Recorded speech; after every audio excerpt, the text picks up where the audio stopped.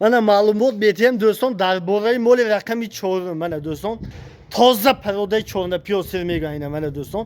toza chorna piyostir mana go'sola shev inar do'ston mana go'sola shev inar mana خوب تماشا کنید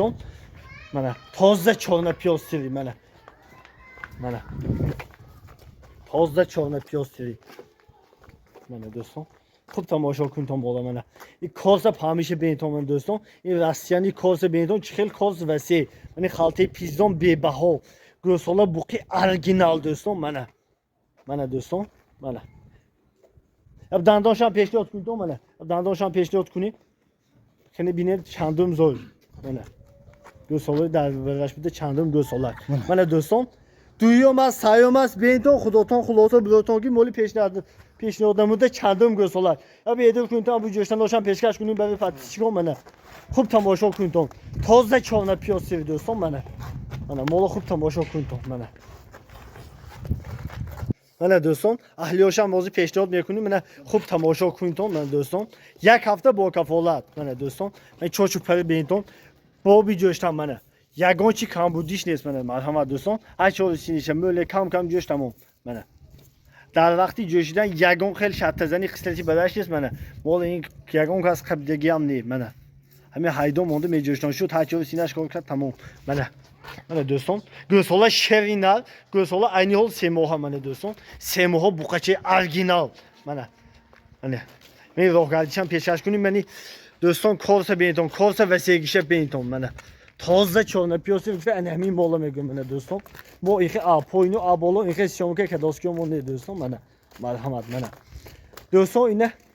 همین روز خریداری کردن اومدگی عینی حال گفتی صاحبش باید با 12 لیتر شیر تامین کنم ما با دست خودمون نجوشتیم که نمیدونیم که چند لیتر شیر میتونیم ما خوردن سلامتیش اهلی شاتزنیش همه جاش با کفالت شیرش آسان درتون دوستان چقدر وقتتون همه قدر میگیرتون این حاصل هست که این بوقچه این خیلی شدگی حاصل نباشد قدر نمیشون من دوستان من مرحمت من مولی رقمی 4 پراده تازه چانه پیاستی mana دوم زاید سیوم زاید بینتون خداتون خلاصه بزرگتون که چندم زاید mana دوستان mana این بوقای بینتون شوینار mana این بفکرم بوقای شویدی میگن همه خیلی شوید که گیبری چودگی می آچه چانه پیاستی mana آچهش پراده تازه چانه پیاستی من این بوقایش بفکرم شوید است mana خوب تماشا کنید mana دوم زاید سیوم زاید بینتون خداتون خلاصه بزرگتون نرخی دست است دوستان 27500 سومون معامله دستافک میتونیم دوستان یگان چی کم بودیش نیست با کفالت من نمره در زیر اکرام میمونیم دوستان من زرگ زینتون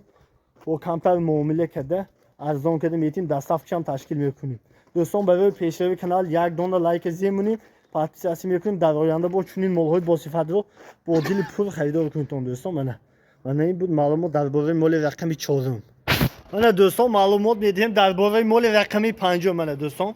معلومات میدیم درباره مال رقمی 5 mana تماشا کنید mana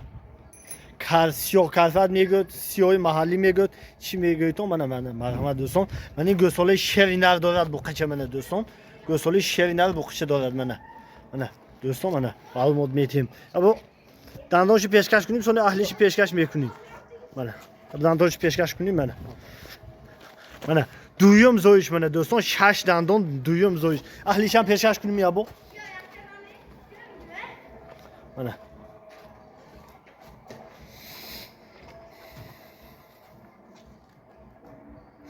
در وقتی جوشیدن یگان خیلی شط زنی خصلتی بدش نیست دوستان مال با کفالت mana با کفالت mana دوستان این سر پیزانش هم تماشا کنید دوستان در 25 30 هزار سوم مال خریدم چون سر پیزانش نیست mana دوستان mana مرحمت در وقتی جوشیدن یگان خیلی شط زنی خصلتی بدش نیست mana مرحمت دوستان mana اهلیش هم پیشکش کن mana این فانتان boyunca mana قایمق بزنم دوستان قایمق تماشا کنید mana هر چیزی نشان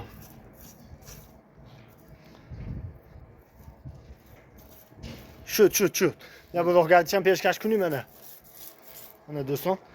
7 لیتر 8 لیتر بیم ملول شیرش دوستان mana مالی پیشکشم ده 7 لیتر 8 لیتر بیم ملول شیرش mana در دوم زویش منی بوقچش عین ol 22 روزه 7 لیتر 8 لیتر با کفالت شیرش منه دوستان یگان چی کمبودیش نیست یک هفته با کفالت خورد و خوراک سلامتیش اهلی شرط زنیش همه جاش با کفالت منه دوستان مول بی کمبودی منه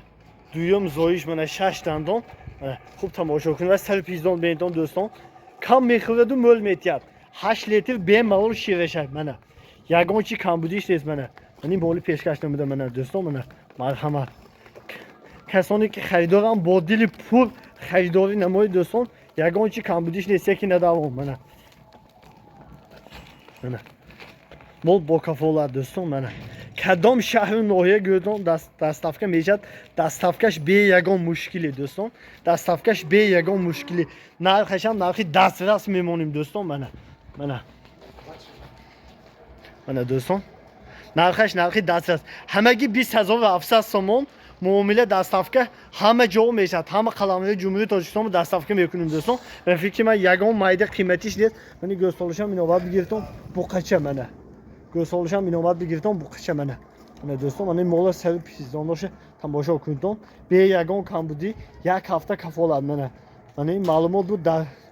بالای 5 سال مولهای اوچه بچه دوستان من مولها قرار دارم در ناحیه بابجان غفورov منه شو تماشا کنید دستافکه هم تشکیل میکنیم همگی 20700 سوم دوستان به یگان کمبودی منه معامله دستافکه میتیم دوستان یک دونه لایک و پادپیساtsiya کردن رو فراموش نکنید هر روز از همین کانالی ما مولهای اوچه بچه بروز همه نمودی مولهای ذات شیری پیشکش میشم دوستان یک دونه لایک و پادپیساtsiya دستگیری